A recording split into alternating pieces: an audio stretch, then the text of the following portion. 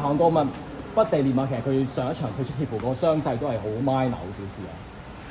其實係個騎師話去到個閘，佢感覺隻馬有一兩下個 action 唔係咁自然，咁佢 recommend 獸醫就話即係想退出啦。佢話咁其實翻嚟我哋 check 佢都冇乜大問題。唔係呢一場其實係咪過往佢就係一隻谷草跑得好好嘅馬啦？但係田草取得突破，其實你自己覺得個關鍵喺邊咧？關鍵阿妹10磅啦，今日呢場即係兩組賽事對手又冇咁強啦，同埋我諗係落咗有啲雨水係幫下。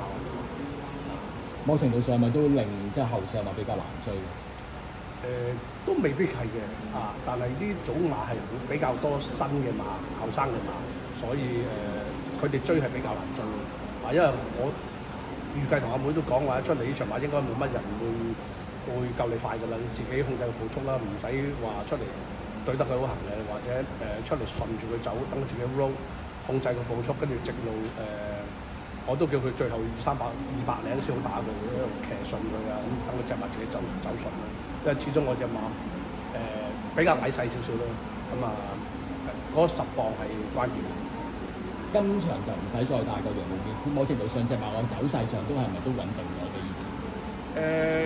穩定係睇檔位同埋對手啦，睇下嗰場馬有冇真係一隻快放馬去頂佢啊，或者大家個檔位大家互動啊。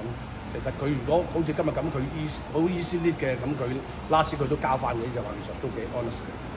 再一次多謝韓哥，多謝晒，thank you，唔該晒。